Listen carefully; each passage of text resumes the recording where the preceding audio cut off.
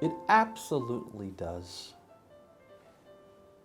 Anybody who is sick in this hospital, anybody who is ill anywhere in the world, needs tender, loving care. They need to be treated not just as a biological slab to be injected and neglected.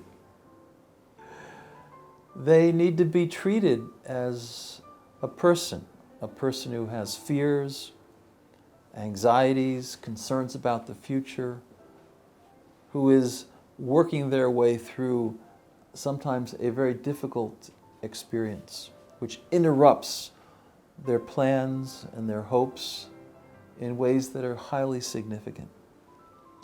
So what we know is that when patients receive empathic care, not just routine care, shot in the arm, the right technology,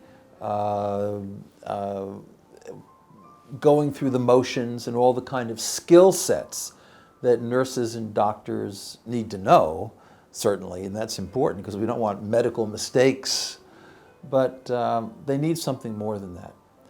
They need healthcare professionals who are interested in their story, in their journey, in their narrative, who can ask them a question like, what is it about your illness that you really think I should be aware of? Just an open-ended question. We find that when patients are treated with that kind of empathy, there are a number of things that happen. First of all, they're much better able to adhere to difficult treatments. Maybe they're getting chemotherapy. Maybe they have diabetes and they have to watch their blood levels every day and take insulin. Maybe they have heart conditions. A lot of patients don't take care of themselves. They don't adhere to the treatments that we know will help them. The strongest predictor of whether a patient will stick with treatment in a conscientious, consistent, and enduring way is whether they can self-report that they felt empathy from their healthcare provider. Compassion and empathy. In terms of diagnosis, a lot of doctors interrupt their patients after, on average, 17 seconds. Patient just gets started talking and suddenly there's an interruption and it just breaks down communication. When doctors are good, attentive listeners, they make more accurate diagnoses. We have a concept called premature closure.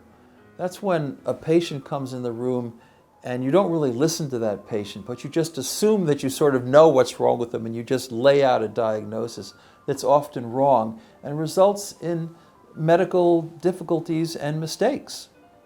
And so we know that creating an environment where patients feel that they're free to really speak about their symptoms and their situation, that increases the accuracy of diagnosis.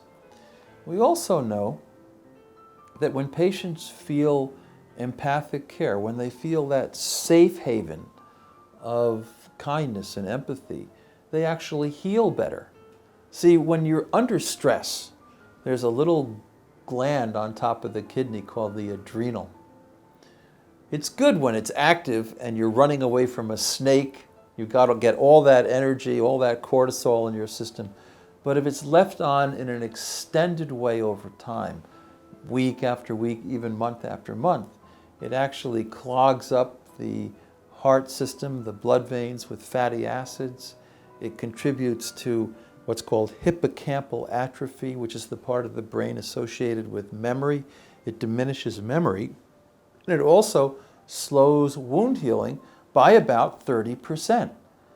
So people heal quicker and better under conditions of empathic care, of love.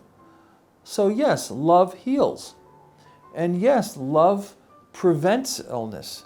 If people are not taking good care of themselves, and a lot of people aren't.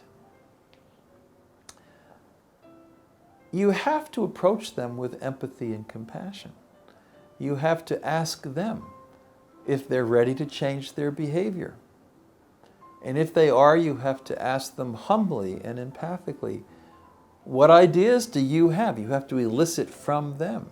And you have to get them to think of themselves as sitting with you at equal seating, at an equal level. You know, you're not looking down on them, but you're part of a partnership. And that is incredibly important. So empathy is the key to preventive medicine. And I'm actually in a department of family, population, and preventive medicine. It used to be just the Department of Preventive Medicine, but now we've combined. But absolutely, so love heals. And as far as the medical staff is concerned, you know, these days, because at least in America, the healthcare system is so demanding, people have to see so many patients every day, and they're so limited in how much time they can interact with a patient. They actually suffer from a sense of emptiness, meaninglessness. Depression rates are higher among healthcare professionals than they ever have been.